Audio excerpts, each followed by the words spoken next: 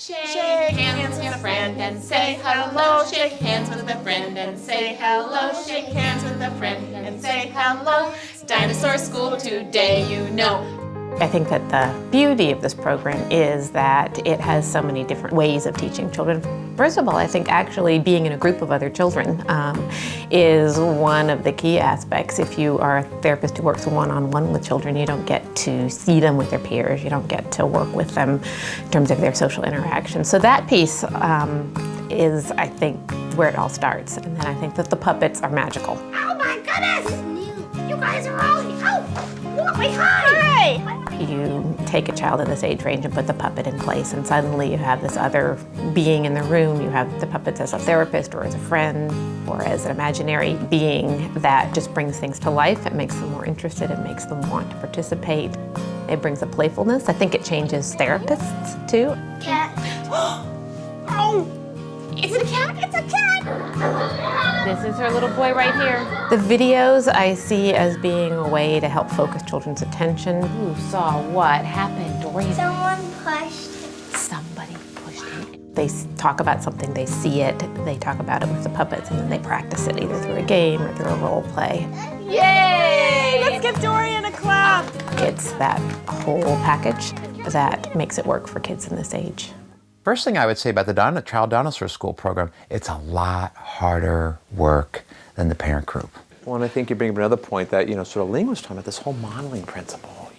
Parents, feel like you're working hard there, but they pretty much stay in their chairs and they pretty much listen to you, and if they're resistant, they do it verbally. With the kids, sometimes they're getting out of their chair, sometimes they're running around the room, sometimes you have, one or two hitting each other and you got to put them in timeout, so you work a lot harder. I am feeling so frustrated right now. Can't even talk about it. Oh. Take a deep breath.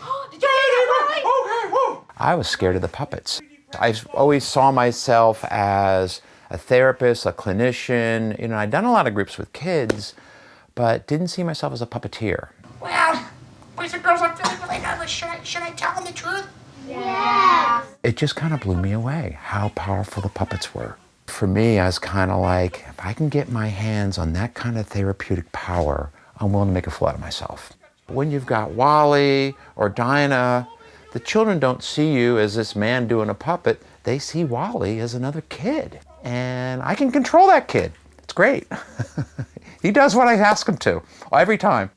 The basics of it and the content of it are not things that are brand new to somebody who's worked with children before. I mean, the idea of teaching emotions and the idea of teaching problem solving. But I think that putting all of the different pieces together, remembering the content, I think probably takes a couple times through in terms of just knowing what you want to teach and what order you want to teach it. You can start to be pretty effective with kids. I think it probably takes years before you master it all and really feel like you can be creative in lots of different ways and really run with it. I have also had the opportunity to lead dinosaur school groups in a therapeutic setting with kids with behavior issues. Molly wants to read this book, but Felicity is already reading it. It's really different than implementing it in the classroom. We're able to get really deeply into the content and spend a lot of time coaching the kids. Please, can I have it for 5 minutes? Then you can have it for 5 minutes after me. Wow. We did it over the course of the whole school year, so it was really amazing to see how much the kids grew and how much they learned. And we shared our behavior plans with the teachers, and they shared what the classroom behaviors were that they needed help working on. How about with Erin? Some of the kids in our small group treatment groups, their parents were able to get the parenting program at the same time, which was wonderful because then we were able to go in at the end of each session just for a brief moment and talk about what we had done. The child group and the parent group leaders would sit down with the parents and develop the behavior plan collaboratively so that the kids were getting the same messages at home and in our groups. Who are you talking to? The idea that another therapist is working with the parents and giving them a set of basic ideas and skills and ways to work with their children. But I think that doing the child group too allows us to really see the things that parents are seeing with their children and also see how children can respond differently to a different set of expectations. That was such good problem solving. So I think it gives us more empathy for parents in terms of what they're going through with their child. I think it also makes parents more willing to take risks and to try things on their own if they know that we are seeing it and we're trying it, and this is how we're seeing it work with their children. Okay, let's try one more. So I think it really makes a strong partnership to be able to work with parents as well as the children at the same time. Okay, you guys agreed on the skater. Now let's agree on who's going to go first. When Charlie was 4 or 5, we knew he was wired differently. Okay, here we go. Are you guys ready? Whoa! We were struggling at that time with him. He's ready. Let's all be quiet. Here we go. Good one. It was really hard doing anything outside of our protected environment.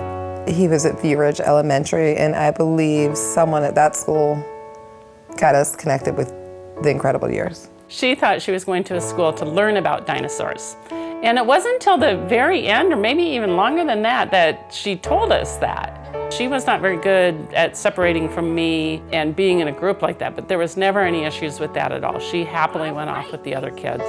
He went willingly to Dino school. There weren't many times when he didn't want to go. At some level, it's helpful for her to see that, gee, there's these other kids that struggle like I do too, and we're all learning this together. It was the right direction for us to head in because not only did Charlie need support, but we needed support. And that was the thing that I remember the most, when the first meeting we had as parents, that our life, there are other people going through the same things.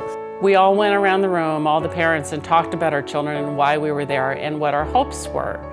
And everyone's hopes were very similar, that our children could have a easier time in life, really. And at the end, the very last session, we went around and talked about whether our goals had been fulfilled, that we wrote our goals down.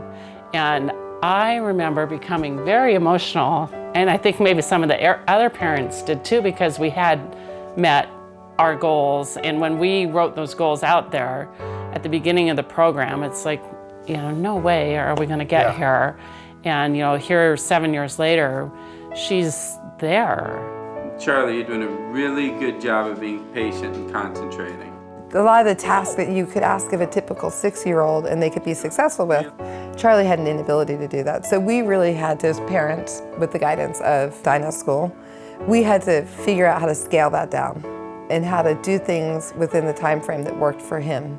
And that's something that has absolutely stayed with us, is that allotment of time in setting Charlie up for successful situations. There you go, buddy. And you can put it anywhere you want.